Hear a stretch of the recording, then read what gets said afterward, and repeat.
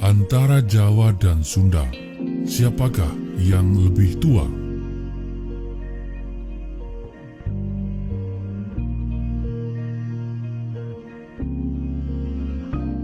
Jawa dan Sunda, dua suku bangsa bersaudara, mendiami pulau yang sama, mempunyai banyak kesamaan sebanyak dengan jumlah perbedaannya.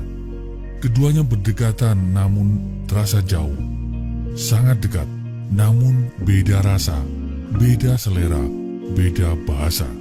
Orang Sunda menyebut pepaya dengan istilah gedang, sedangkan orang Jawa mengatakan gedang adalah pisang. Namun Jawa dan Sunda memiliki sejumlah kesamaan. Hidup hurip, orang Jawa juga mengatakan hurip atau urip. Gede, ageng adalah istilah Sunda. Orang Jawa juga menyebut istilah gede serta ageng. Orang Jawa menyebut gaduh untuk arti punya atau memiliki, sementara orang Jawa menyebut gadah. Orang Sunda menyebut carita atau carios, sementara orang Jawa menyebut cerita, cerita atau cerios. Dan masih banyak lagi kesamaan yang lainnya. Jawa-Sunda, hubungan kedua suku bangsa ini bisa digambarkan mirip dengan suhu udara, dingin, hangat, dan sekali waktu memanas. Digesek sedikit saja maka menyalalah api antar keduanya. Tapi, ya hanya menyala, tidak saling membakar. Antara Jawa dan Sunda terpatri dalam sejarah merepresentasikan dua kerajaan besar sejaman, yaitu Majapahit dan Pakuan Pajajaran. Padahal Jawa dan Sunda lebih besar dari keduanya. Ikon Majapahit dan Pajajaran adalah tata kelola pemerintahan, sistem politik yang bergerak dan berubah menyertai zaman. Namun Jawa dan Sunda lebih tua, lebih luas dari sistem politik dan pemerintahan. Pertanyaannya adalah antara Jawa dan Sunda, manakah yang lebih tua? Siapakah yang berhak menyandang adik, kakak, atau orang tua? Simak paparannya dalam video berikut ini.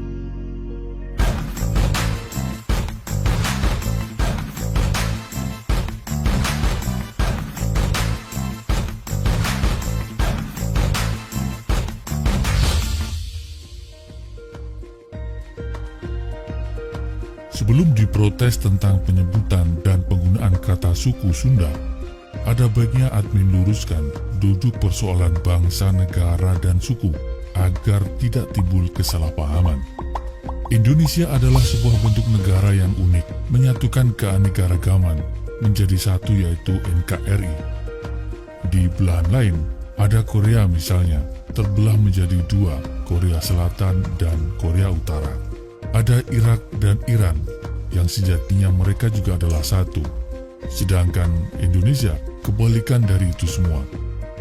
Semua direngkuh menjadi satu kesatuan, Indonesia. Identitas bangsa yang beraneka ragam itu mewujud menjadi Indonesia. Istilah bangsa atau nation muncul karena pada hakikatnya manusia adalah makhluk individu sekaligus makhluk sosial yang menempatkan eksistensinya di dalam kebersamaan. Bangsa dalam konteks genealogis antropologis merupakan pengertian bangsa yang bersifat alamiah, yakni sekelompok orang yang mempunyai kesatuan, asal turunan, bahasa yang diikat oleh dasar persamaan darah atau gen yang mendiami suatu kawasan atau wilayah tertentu. Maka definisi bangsa seperti ini sebenarnya bisa kita masukkan Sunda ataupun Jawa, bangsa Sunda ataupun bangsa Jawa. Namun tidak berhenti pada itu saja bahwa ada definisi politik yang menyempitkan definisi dari bangsa tersebut.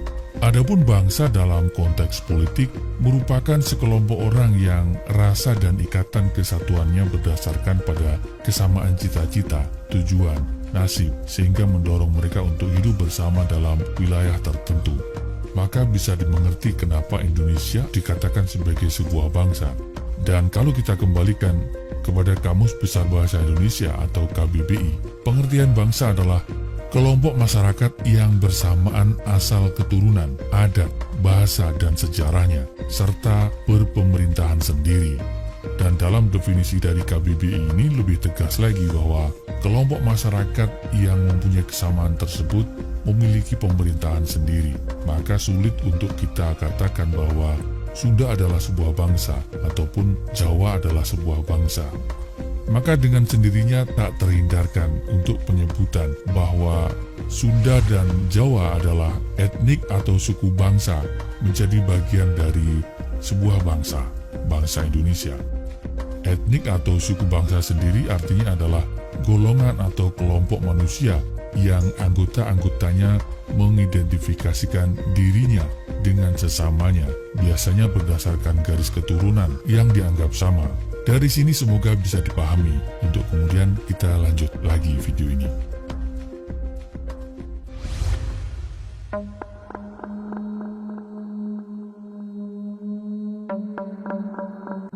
Pulau Jawa memiliki luas 128.297 km persegi, berada di Kepulauan Nusantara dan Samudra Hindia. Banyak ahli meyakini bahwa dulunya Pulau Jawa merupakan satu kesatuan dengan Pulau Sumatera sebagai bagian dari dataran Sunda di bagian barat dan di bagian timur menyatu dengan daratan Australia. Pulau Jawa diperkirakan terbentuk pada 60 juta tahun yang lampau saat periode bumi memasuki zaman pre-tersier.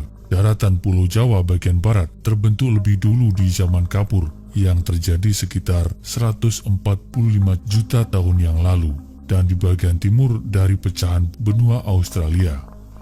Dua bagian yang menabrak kemudian bergabung menjadi satu pulau.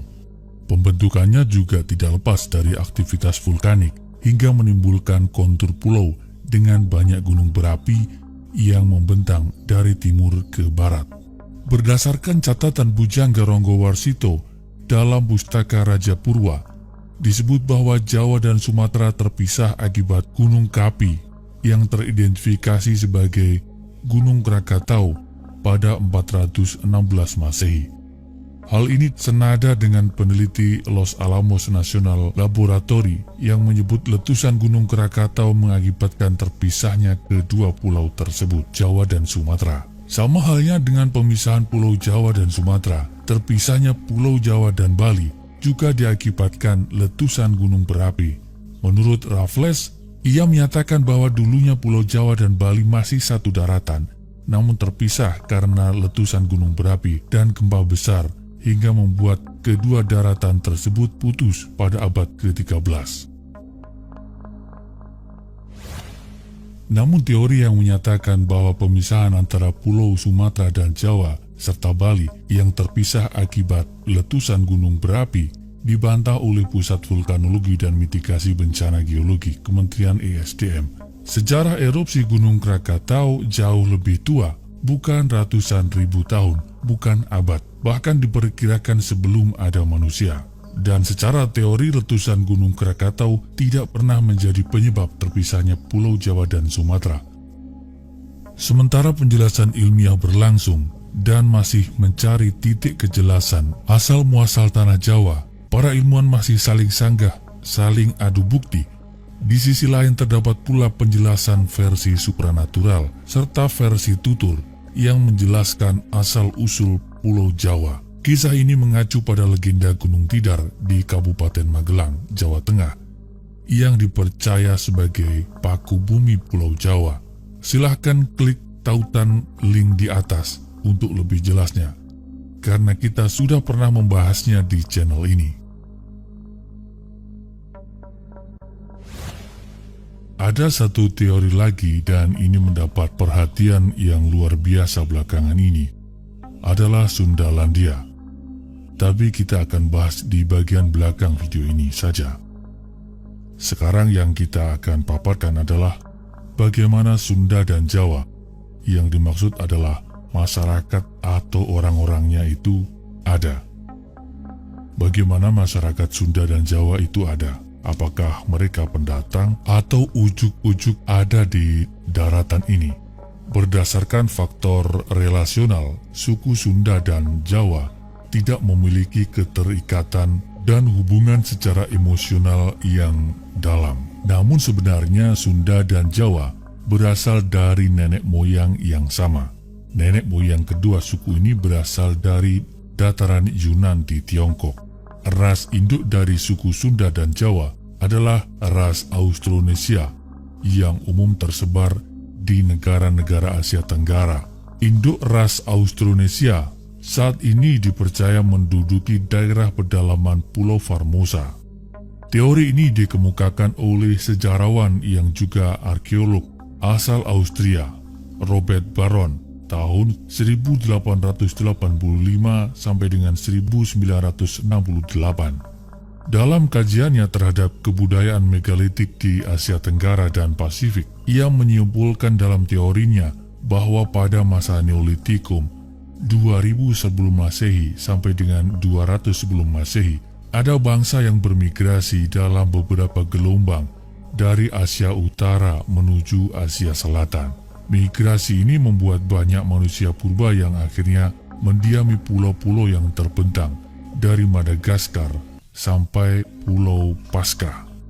Hal inilah yang akhirnya mengilhami pemikiran bahwa leluhur Jawa, Sunda, dan bangsa Indonesia pada umumnya berasal dari Yunan. Mereka yang melakukan migrasi dari Yunan disebut sebagai bangsa Proto-Melayu atau Melayu Tua. Namun teori ini masih lemah dan kurang akurat disebabkan karena berdasar pada bukti-bukti kesamaan secara fisik serta temuan benda-benda bersejarah dan kebudayaan era megalitikum saja.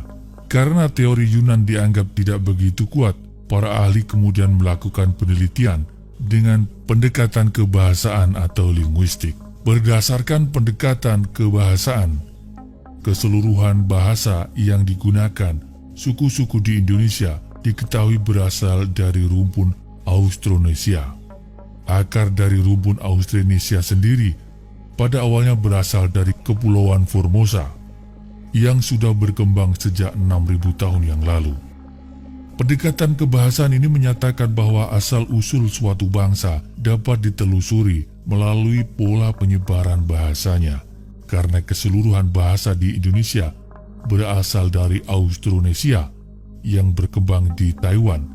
Nenek moyang bangsa Indonesia pun kemungkinan besar berasal dari asal-usul yang sama dengan bahasanya tersebut.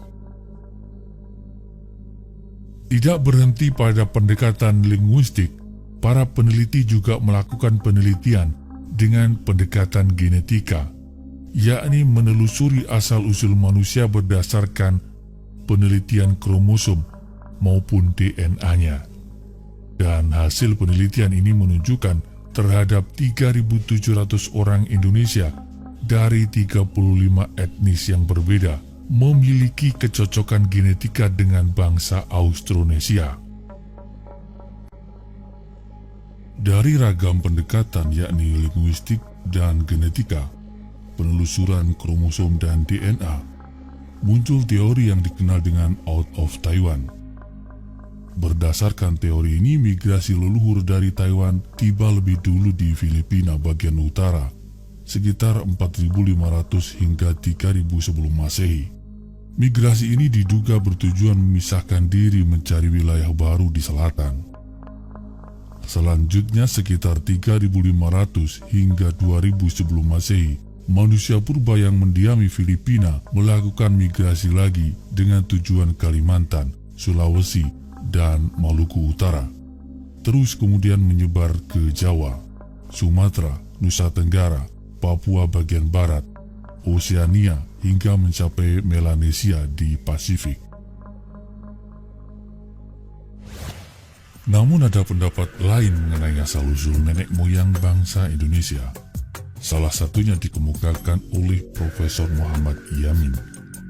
Dia beranggapan nenek moyang bangsa Indonesia berasal dari wilayah Indonesia itu sendiri, bukan wilayah lain. Pendapat ini didukung dengan temuan fosil dan artefak yang lebih banyak dan lengkap ditemukan di wilayah Indonesia dibandingkan dengan temuan di wilayah Asia. Misalnya dengan penemuan manusia purba sejenis Homo soloensis dan Homo wajakensis. Sejumlah peneliti juga berasumsi cikal bakal orang Jawa berkaitan dengan evolusi Homo erectus menjadi Homo sapiens. Berdasarkan catatan sejarah, sekitar 40.000 tahun yang lalu, Jawa dan sebagian pulau di Nusantara sudah dihuni oleh Homo sapiens yang berasal dari ras Austro-Melanesia. Pada akhirnya teori Out of Taiwan berhadapan dengan teori of Sundaland, yakni penyebaran ras manusia bermula dari Sundaland. Keberadaan peradaban di Sundaland dikemukakan oleh Profesor Ariso Santos dari Brazil melalui bukunya Atlantis, The Lost Continent Finally Found. Di dalam bukunya ini, Profesor Santos menyatakan Sundaland adalah benua Atlantis yang disebut Plato di dalam tulisannya Timaeus dan Critias.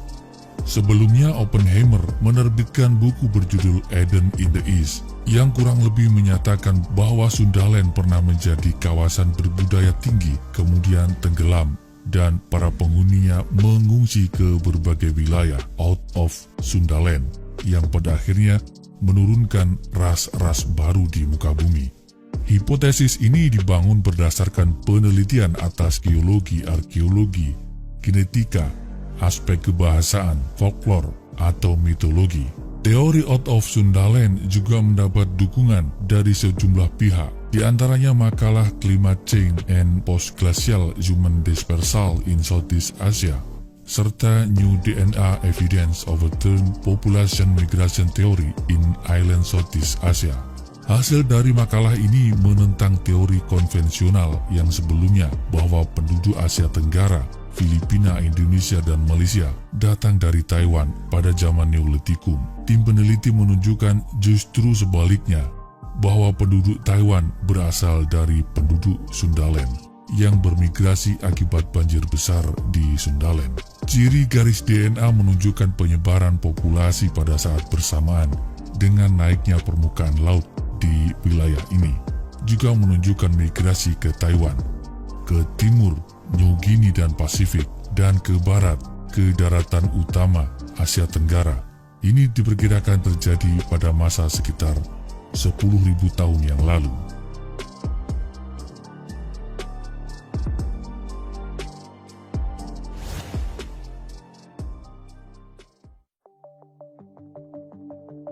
Kita sudahi pertemuan dua teori atau perlawanan dua teori Out of Taiwan dan Out of Sundaland.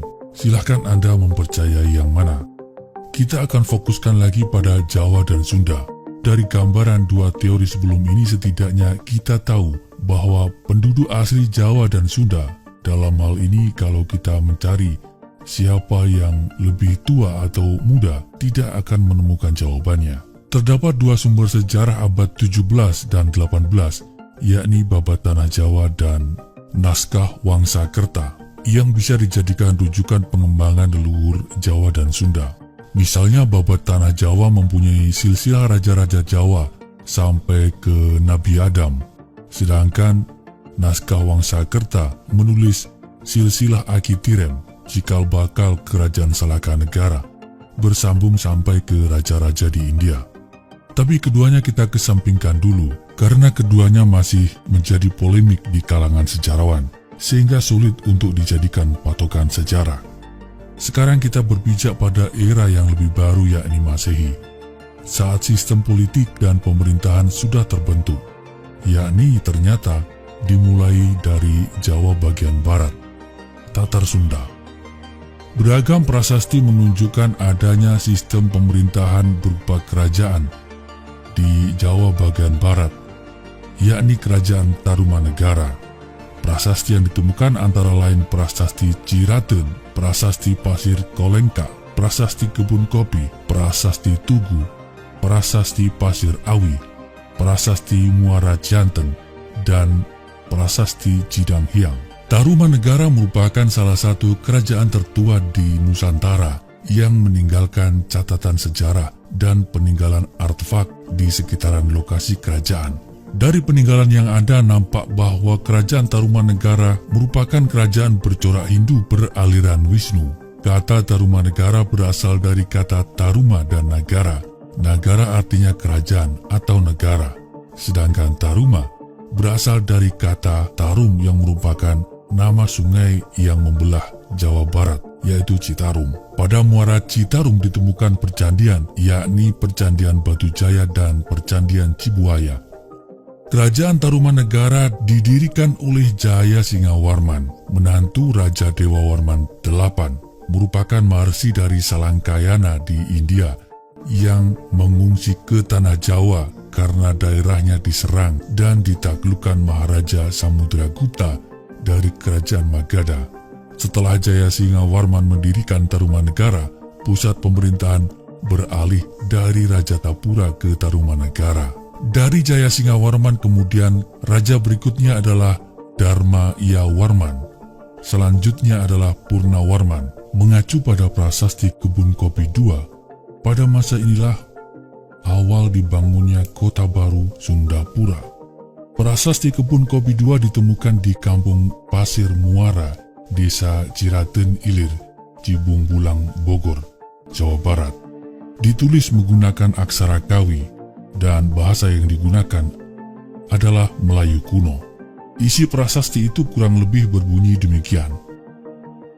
Batu peringatan ini adalah ucapan Rakrian Juru Pangambat pada tahun 458 Saka atau 932 Masehi, bahwa tatanan pemerintah dikembalikan kepada kekuasaan Raja Sunda.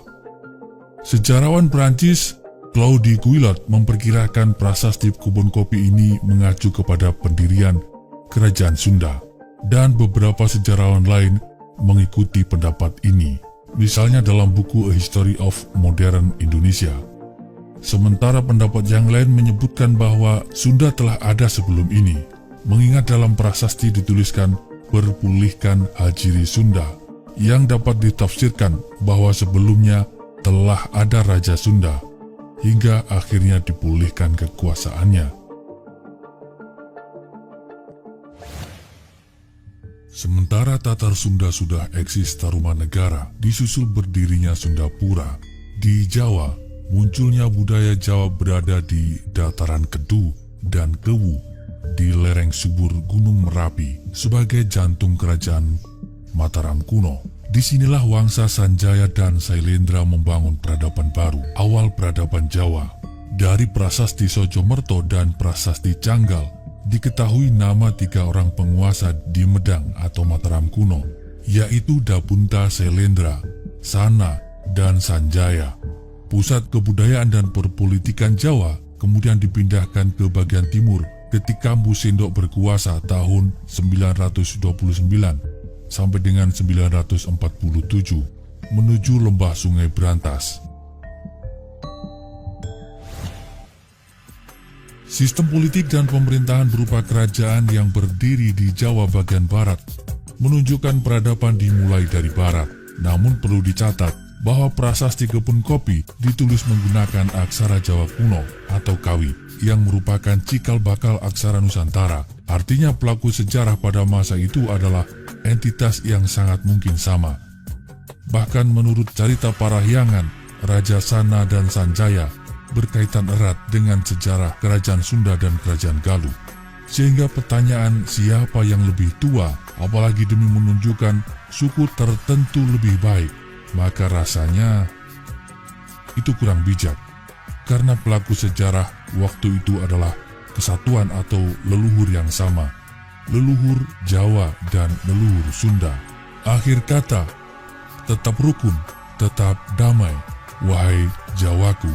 Tetap rukun, tetap damai, wahai Sundaku. Tema yang dimuat dalam video ini terjadi puluhan bahkan ratusan tahun silam, sehingga sangat mungkin tidak sama persis seperti asal kejadian. Catatan sejarah bisa saja berbeda dengan bukti dan kenyataan. Terhadap hal itu, admin terbuka pada setiap masukan. Admin juga tidak menganggap bahwa yang kami sampaikan adalah satu kebenaran tunggal. Admin menerima setiap kemungkinan dan masukan. Terhadap figur dan tokoh yang diceritakan, admin berlepas pandang dalam menilai, menghakimi maupun menghukumi. Kami memegang kaidah, Wa ma jara baina sahabi naskutu. Seluruh yang terjadi antara para sahabat sengaja kami perluas, artinya jadi sejarah secara umum. Kami diam, tidak ikut campur, tidak membahas. Di mata admin, masa lampau dan seluruh dinamika di dalamnya adalah hikmah. Terima kasih. Salam hangat. Assalamualaikum warahmatullahi wabarakatuh.